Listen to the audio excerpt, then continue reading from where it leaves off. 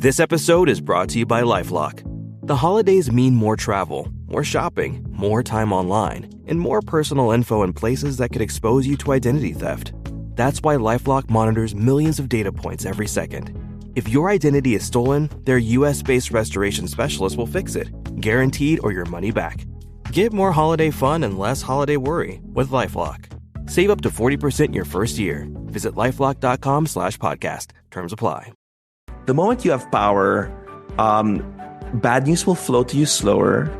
And then on the 9 out of 10 times where you're well rested, you've eaten, you're not stressed out, you will say the right things. You will guide them in the right direction.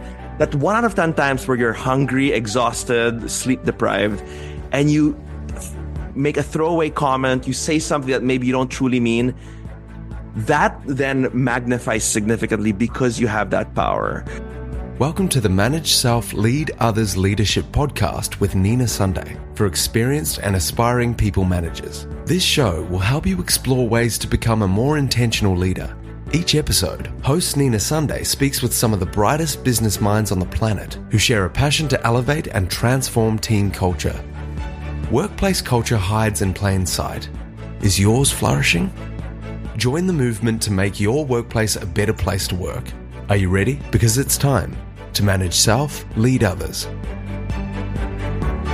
I am honoured to have a very special guest today. Martin Gonzalez is co-founder with Josh Yellen of Google's Effective Founders Project, a global research program using people analytics to uncover what makes the best startup founders succeed. He's designed and run leadership courses for thousands of tech startup founders across more than 70 countries in the Americas, Asia, Africa, and Europe.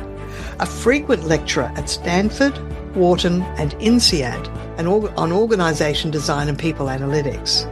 Martin has been at Google for 10 years and currently is a principal of organization and talent development, shaping team culture. Qualified in organizational psychology and behavioral science at Columbia University and London School of Economics, and co-authored with Josh Yellen the brand new book, The Bonfire Moment. Originally from Manila, he's worked in New York, Jakarta, Singapore, Taipei, and today speaks to us from San Francisco. Welcome, Martin Gonzalez.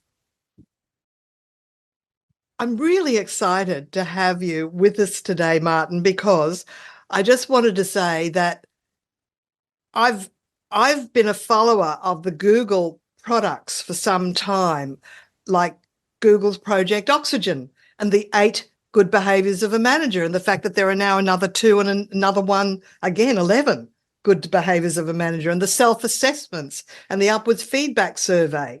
And then you had Project Aristotle from the People Lab, which is all about what are the attributes of an effective team, and it came out with psychological safety and conversational equality and social sensitivity. But now you've got the next level again, which is what is the bonfire moment, which is so visual. But let me welcome you, Martin Gonzalez. It's so excited to be speaking with you today. Thank you. I'm thrilled to be here, Nina. Thank you. And I'm going to say that this is my new favourite book, The Bonfire Moment. And you've got a co-author, Josh Yellen. And today you're speaking with us from San Francisco. Welcome, Martin Gonzalez. Thank you, Nina. It's great to be here. So I want to ask, how did you create the Bonfire Moment? But I think the first question is, why did you create the Bonfire Moment for tech founders? And that begs, is it for anybody that really has a team? Yeah, no, it's so true. So this whole thing began as a 20% project. I don't know if your listeners are familiar with this, but Google allows us to engage in some passion projects on the side, outside of our core role, but somehow connected to Google, right? And so the Google for Startup Accelerator was being built about 9 years ago. And I wanted to volunteer. I wanted to spend time, giving back to my community. At this point, I had just come out of a really demanding job at the Boston Consulting Group. And a lot of my peers were all founding companies. They would frequently call me asking me, Martin, how do I do this? How do I do that? And I thought, well, why don't I contribute in a more structured way? And when I plugged into the accelerator program, we had a lot of great content around machine learning, like the engineering topics, sales and marketing, etc. And there was nothing on people and culture. And I thought, well, that's interesting. Let me dig into the data. That's kind of my go-to. And then I find that there is research that's been done and it's been replicated over a few decades that ask the venture capitalists, if you think of the startups that fail in your portfolio, why have they failed? And the number one reason, time and time again, in fact, 65% of startups fail because of people issues. And that's co-founder conflict. That's not getting the team, not getting the right people on the team, not keeping the right people, not addressing toxic behavior early enough. And to your point, when we started to run this workshop, it was a very basic workshop that we piloted in Jakarta. It received some really strong reviews, and we thought, surely there's some anomaly here. Let's try it again. So we bring it to Bangalore, and again, it receives this really positive feedback. We bring it to Sao Paulo, and at some point, it takes a life of its own. Now, you ask the question, like, is this just for startups? And, the resounding answer is no, actually. We find that when we've then run these workshops in larger organizations, whether it's at Google or in other nonprofits, for instance, across the world, a lot of the ideas resonate. And what we've found is that while they're not a startup in a strict sense, so many teams are actually under startup-like pressures. It's teams that have initiatives. There's a new division. Exactly. There's restructures. There's amalgamations. So there are new beginnings all the time. All the time. And I'll tell you, this is the combination, right? It's big goals, motivated teams, and then tight constraints. And then you have a startup. That's right. So that's everywhere. Yeah. So how do startups have a people problem?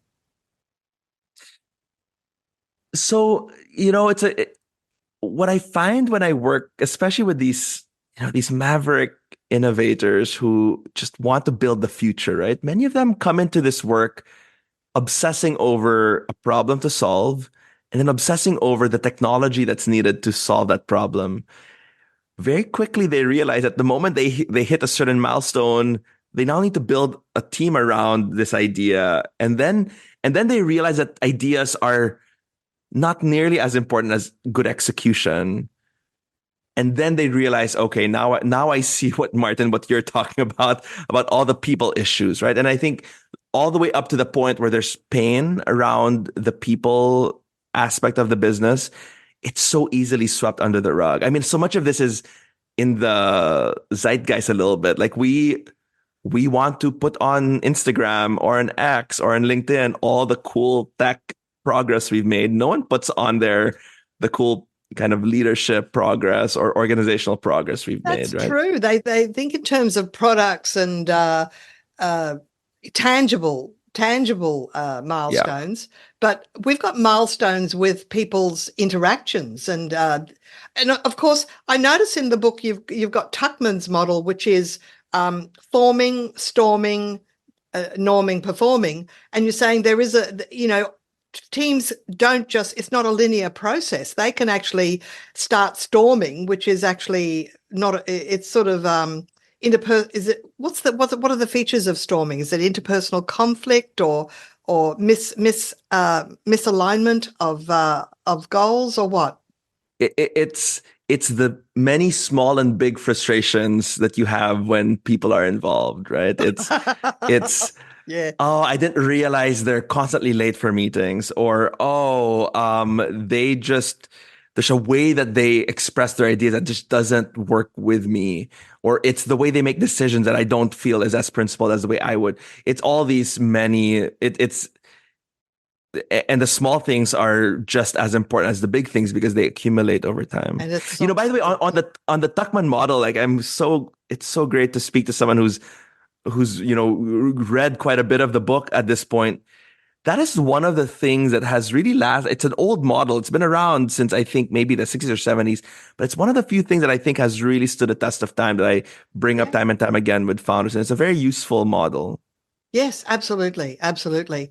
So, what you talk about the four traps. You've got the trap of speed.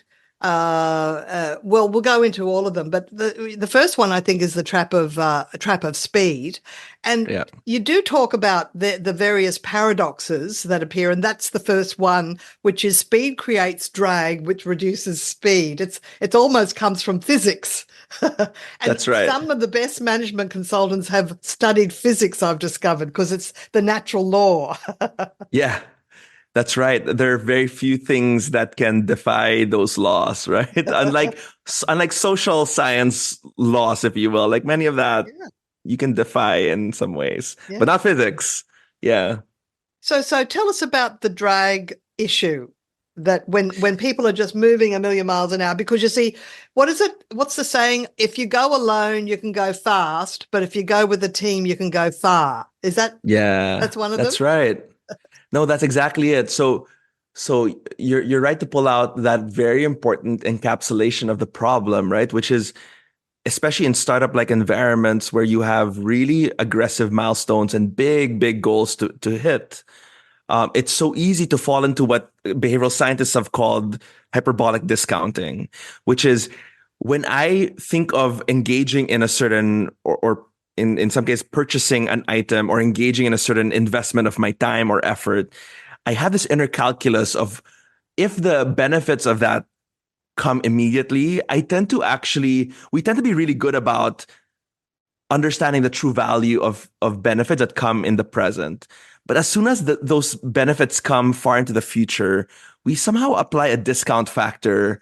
And a lot of this has to do with our evolution, and like it was beneficial for us to capture that one gazelle that was maybe not the fattest, but you capture it now as opposed to wait for the next one, because who knows if the next one will ever come, right? But there's a discount factor we apply to things, and unfortunately, all the people and cultural issues, they tend to fall under that bucket of future benefit, which is something that again, through the book, we flag as a trap of speed. Like you need to be clear about the research. The research shows that early decisions you make on the way you hire people and the kind of culture you build help predict things like your likelihood of failure, your likelihood to reach an IPO, and if you do reach an IPO, how much of your market cap will grow over time. And a lot of that comes back to very early decisions you make in the company. In my experience, and I've fallen into this trap with a rookie mistake of a manager,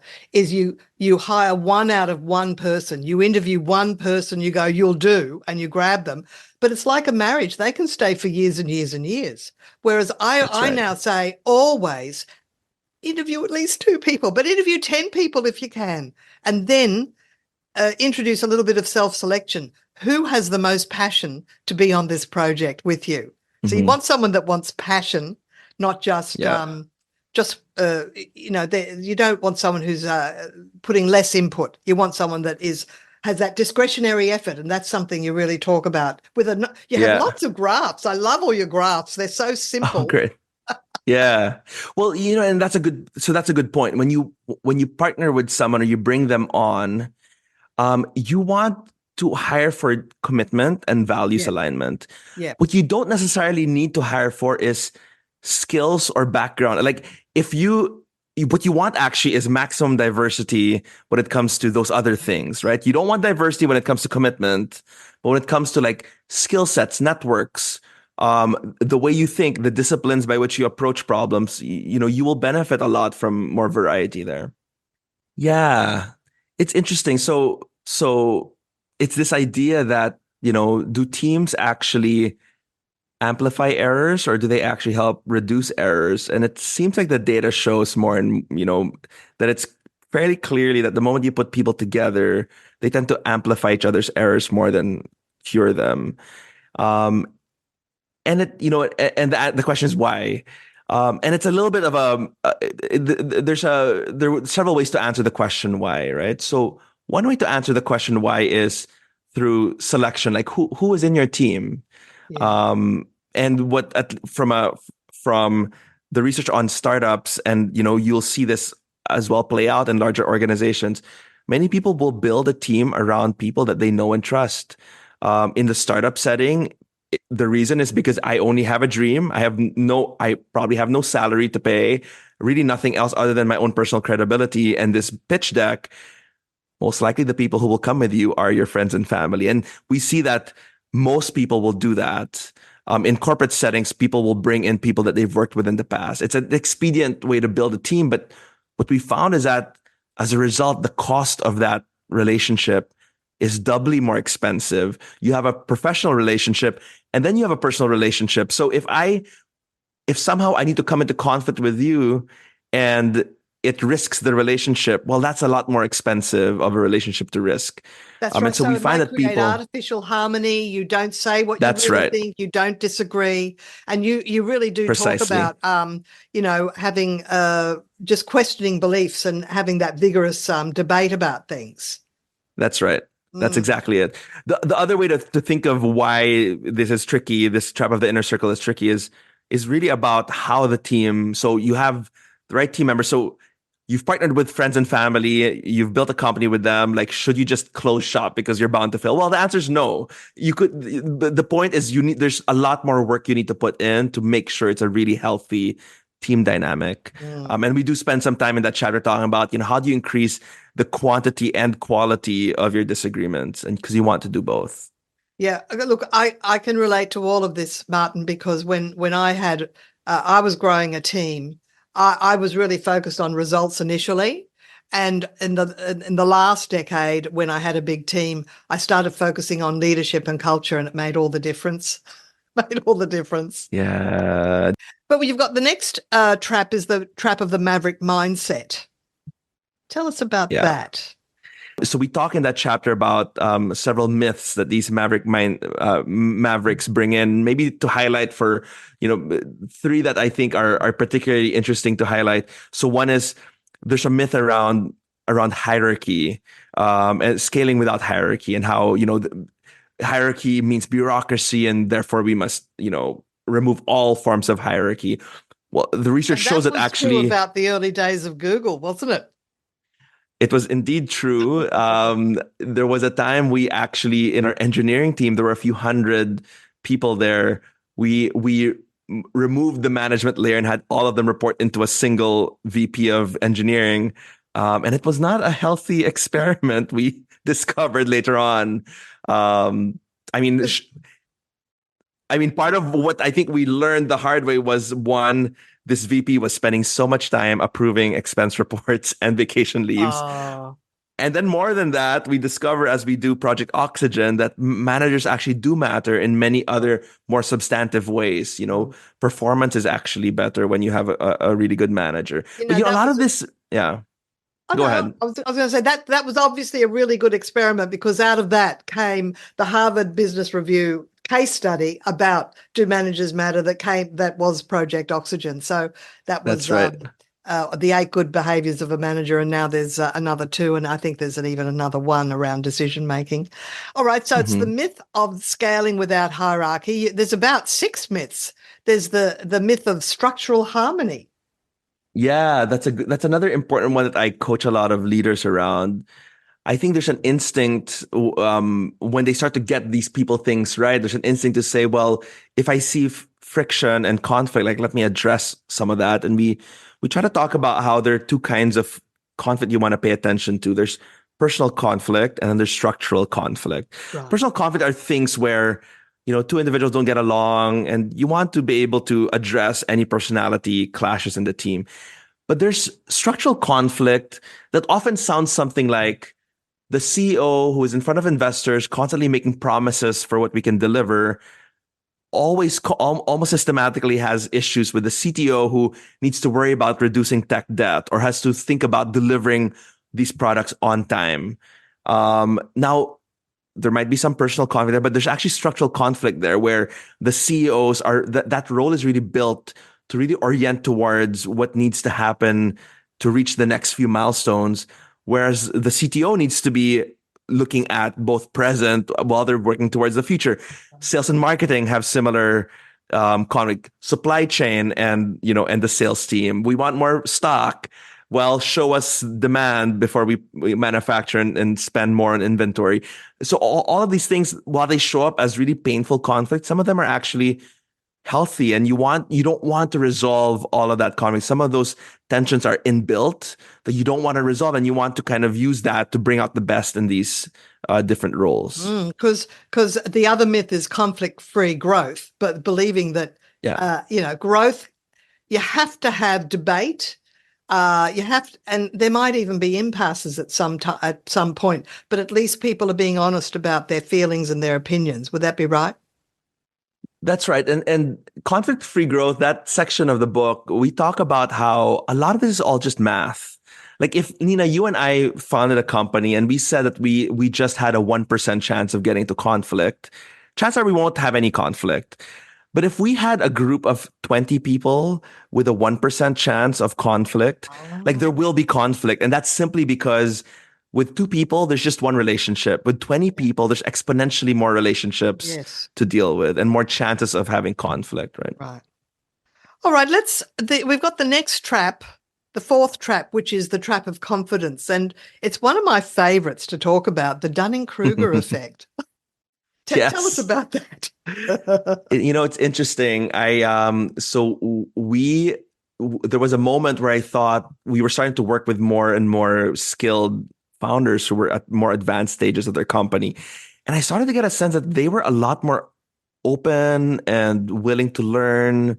And one of the founders, and I read it right in the book, like he says at the end of a session with them, I said, thank you for being willing to learn from us. We didn't think there was much to teach you since you're all very successful. And he said the following. He said, Martin, I'm no longer a seed stage founder. I now know that I need help.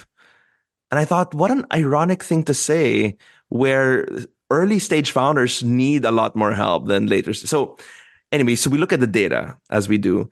And we find that when we look at our data set of founders and we look at those who are more effective versus less effective, their confidence tends to be lower as they become more confident. And then I think, surely this isn't unique to my data set with founders.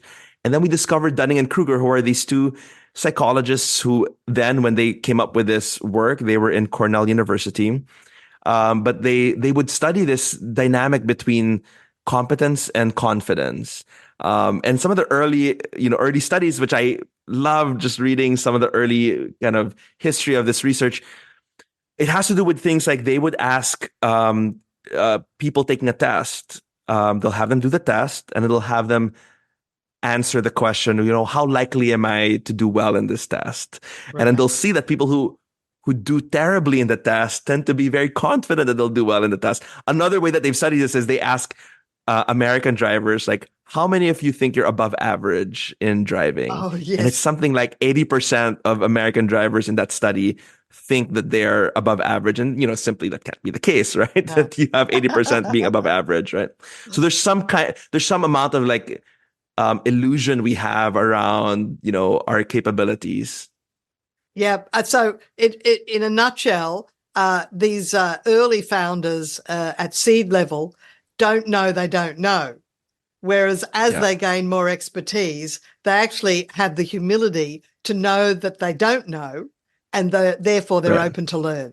Yeah, that's right. Yeah, and so that's a really important trap to get out of. Now, before the Bonfire Moment, this book sort of manifested, there was a report in 2022 that came up with 7 important attributes or behaviors of founders. Tell us about that report. Were you involved in publishing that report? Absolutely, yeah. I was the primary author in that report. So this workshop I mentioned earlier, one part of that workshop was to do a 360 among, so founders and leaders would invite their employees, their co-founders, their board members, mentors to provide feedback. And so we realized after a while, we were sitting on a goldmine of data. I think at the time that we did that study, there were maybe about 900 or so of these reports, a few 100,000 impressions on founders. And so we went and did the work of, looking at what some of this might yield in terms of insights for what it takes to be a really effective founder. And so we came up with, we drew up from the data these 7 strategies that the most effective founders tend to do. One quick kind of, I won't bore you with the details here, but it was so refreshing to be able to put like the best and the worst in the data set under a microscope, because very often when we talk to people who've succeeded, or we go to conferences where successful people talk about their success, oftentimes you're only looking at the successful people without checking if those who failed did the same but failed anyway. Oh, yes. You see? So yes. So there's a lot of ways to look at that pattern. Absolutely. Mm. And so that's what's usually called the survivorship bias, which is why is it, a good example of survivorship bias is, why do people say things like, this thing, it was so hard to find it. You find it in the last place you look. Well, of course you find it in the last place you look, because you won't continue looking for it once you find it, right? Or they'll say, oh, houses that were built back in the day were so much more sturdy because look, they still stand. Well, of course they're sturdy because they're still there. Well, did you check all the other houses that collapsed or that are no longer there? So I think we have this bias towards things that survive or things that kind of sustain, or people who are successful. Somehow we look at them and think, okay, well, if we ask them why they succeeded, they will be able to tell us exactly why. And when you have this kind of data, you can actually be a lot more rigorous and robust in asking the question, because then you can compare what those two groups are doing and see what the real differences were. And also, you mentioned the 360, and I think at this point, I just want to mention that in the soft copy, there's a QR code that takes you to the website, where if you go to workshop and look under assessments, the workshop tab, I think, and the assessments, there's a free self-assessment, which I actually did. Oh, wonderful. But it might have been Dunning-Kruger because I was pretty effective. But I think that's because I've been 20 years a leader, and for the first 10 years, I'm the first one to say now, I was a mess. I did not do the right things at all. And then the second decade, I was able to actually repair and correct and be much better and be more conscious as a leader. Yeah. So now I'm sort of That's great. I still have a team to lead, not as big as the one I used to have. Yeah. Well, one thing about that self-assessment is because we understand kind of where the blind spots tend to reside, we actually flag for people who take the assessment. One of the things I've actually said to people when I do leadership training, which is to treat people like volunteers. So I was excited to see that that's one of your first of the 7 strategies. Yeah. So this idea that there's a certain psychology of good talent that effective founders really understand. They understand that really bright people, smart people, effective people, many of them have options and they can walk away. Many of them, none of what I pay them, whether how big or small it is, none of that justifies treating people poorly. And then they need to realize that, look, it's not just about my vision. It's about how that vision, if achieved, how will that make the lives of the people in my team, like how will that help them attain their own career goals?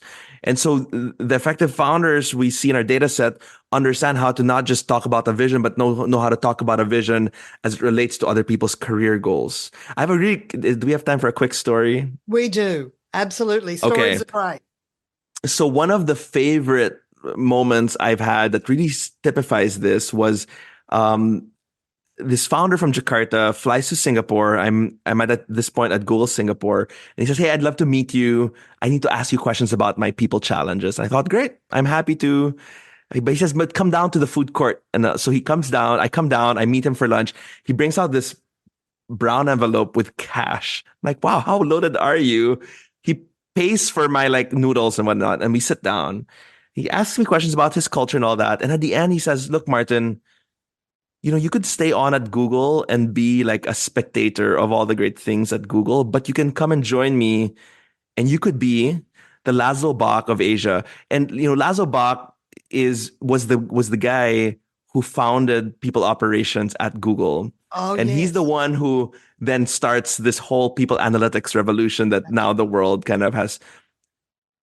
And I'll tell you, so while he wasn't fully effective because I'm still at Google, I lost sleep for easily a week thinking about, wow, but what a great example of him understanding, not just come and join me in my crusade because I have these big goals, but Martin, come with me and your goals could be met too.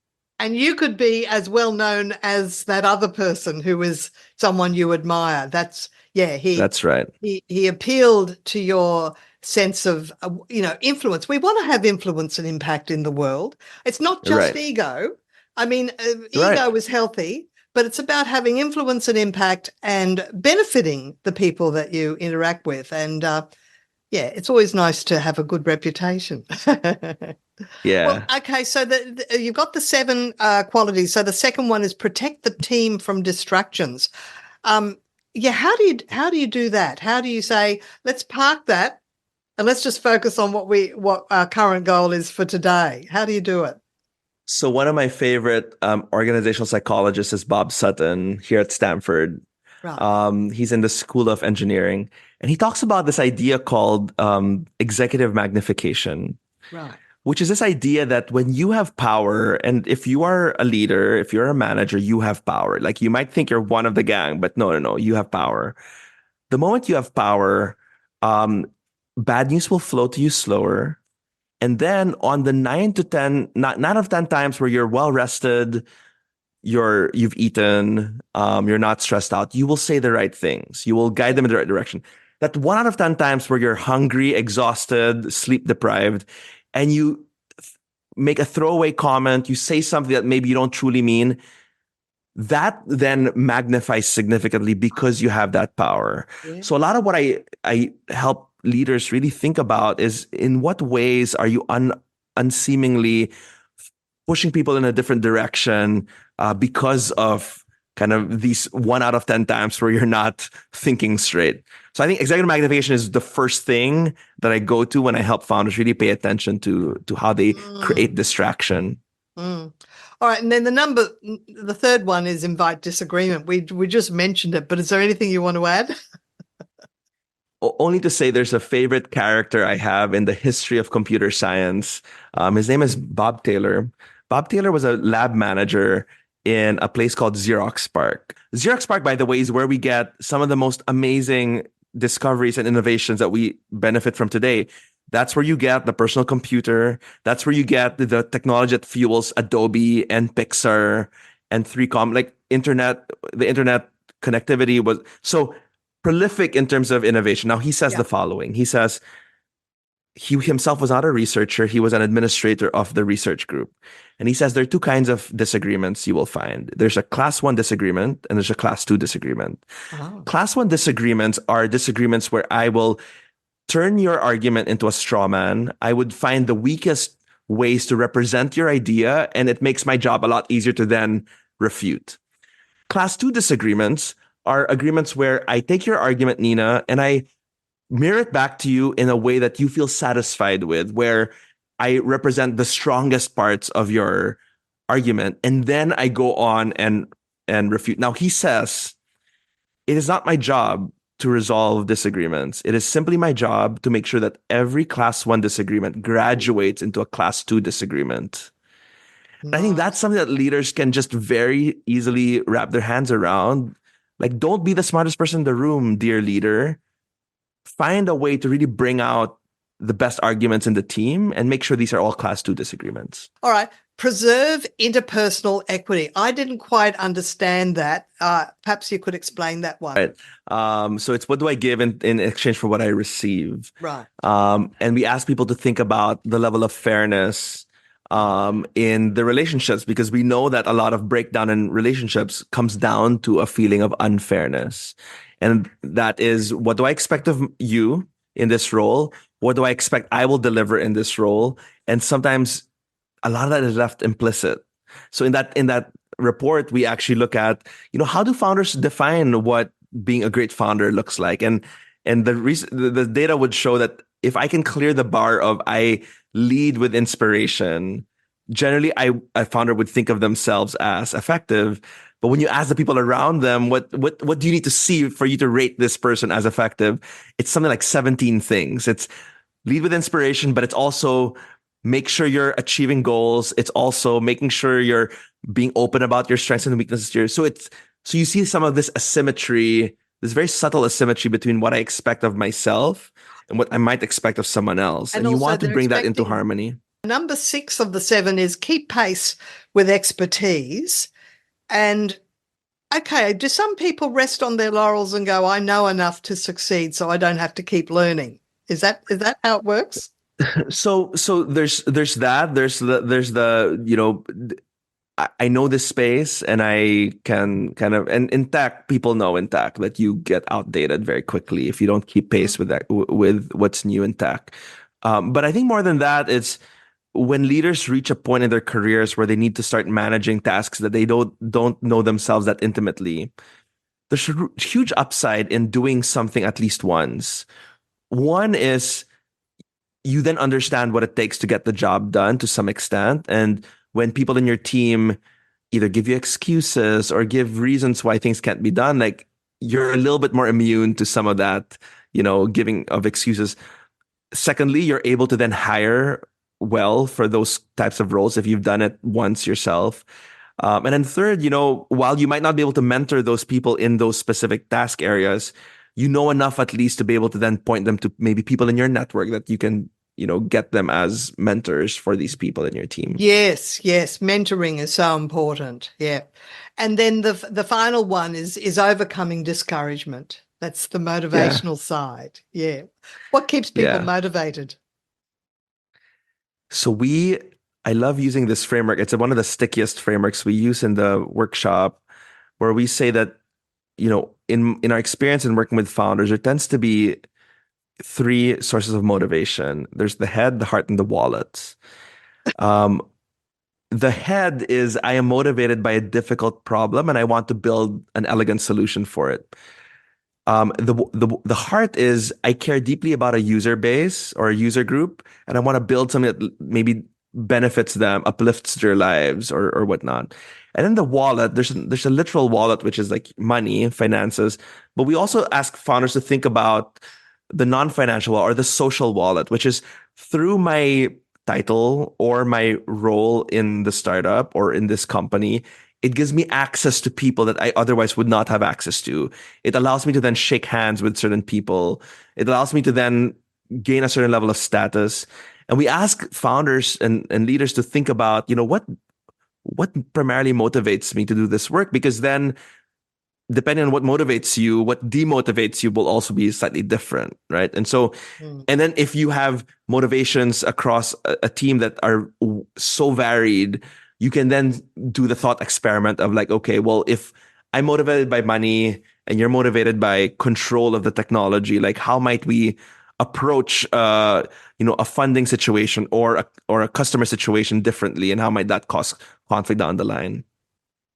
Well, look, we're sort of coming to the end of our conversation, and we've only touched on maybe half of what's in this book. I mean, as an overview, because there's also the whole thing about what happens in a Bonfire Moment workshop and the 4 blocks, which I've got some notes on that. I get the feeling that maybe we need to have another conversation, Martin, about a facilitator workshop and some of the other things about you've got the 7 issues of groupthink. It's like so rich. It's like a 3-tier cake, and as you cut the cake, you go in, you see cherries and you see raisins and you see all these other surprising ingredients, honeycomb, and you go, what a luscious book this is! Just an absolute delight. And I've spent time on the weekend exploring it, so it was lovely. So your thoughts? How would you describe the book for the listener? You said it's like a field guide. You had a way of describing the book. Well, I like to think of the book as a mentor. It's someone you can go to in these difficult situations. It's someone who can help you out through really the painful parts of the journey of being a leader. And it's a painful journey. It's a lonely journey as well. It's 2 parts. Part 1 is where we explore these traps. These are the patterns we've seen and working with leaders across the world. And then part 2 is we open source the workshop that we've brought to founders in all these many countries. And we give the tools out essentially for anyone to pick up and run this similar workshop themselves. And so it's all in the book, and then the book guides you to some of the resources we'll have online. Some of them are already there. Some will be there eventually. But we hope that the world is able to benefit from what hundreds of these founders have really benefited from around the world. That's wonderful, Martin. It's just an amazing result for your 20% passion project. So congratulations. Really, really good. Thank you so much, Nina. The first publication is the Kindle version, which is out now, right? Mm-hmm. Yes, and then that's right. The hard copy will be available later in the year? It will take a few more weeks to get to Australia. People need to be rowing vigorously to get the books out there, but it will get there at some point. Well, I think I was looking at Amazon, so maybe I was looking at amazon.com.au. When will the hard copy be available in the USA? So it will be available May 14th in the US. The hard copy as well? Yes. Oh, okay. Well, it's only just Australia that was a bit later. All right. That's great. Yeah. All right. Well, absolute delight talking to you, Martin. It's such a rich conversation. I appreciate it. And how would people find you if they wanted to get in contact with you? Great. Thank you. And we should definitely do a part 2. So bonfiremoment.com is a good place to learn about the book. And I'm active on LinkedIn as well. So folks can find me there, reach out, connect, ask questions. That's right. And in the show notes, I'm going to put bonfiremoment.com, the link. I'm also going to put a link to that initial report from 2022 that summarizes those 7 qualities of good leaders. And I also a link to the QR code that gives you a link to the self-assessment, which is free. And there's an introductory offer, half price, $50 instead of $100, to do a 360-degree feedback on yourself. So anybody with a team, grab that 360, because if you get an outside consultant to do it, it's megabucks. And anything, Martin, in my experience, anything that the People Lab does from Google is good. This episode, I was speaking with a principal of Organisation and Talent Development at Google, Martin Gonzalez, co-author with Josh Yellen of The Bonfire Moment. Go to bonfiremoment.com, link is in the show notes, where you can order both the physical book from a choice of online bookstores or the Kindle version, and the audiobook is on Audible. To find the free self-assessment and 360-degree assessment at an introductory price, go to the workshop tab at bonfiremoment.com. My name is Nina Sunday. This is Manage Self Lead Others podcast. Do you agree that people need to know about a great podcast? A request, please. If you think this podcast helps to elevate team culture, do your friends and colleagues a favour. Let them know about my show, Manage Self Lead Others. Give it a 5-star rating, please. And the best place to do that is the Apple Podcast app. Link is in the show notes. And if you don't have an iPhone, borrow a friend's. Spotify, Audible and other apps also allow reviews and ratings, and you can subscribe to video versions on YouTube.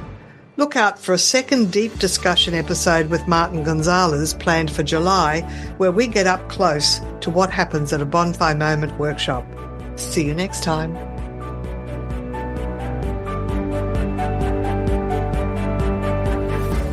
Nina Sunday is on a mission to help leaders transform culture. To book Nina Sunday CSP to speak at your conference, visit ninasunday.com to request a proposal.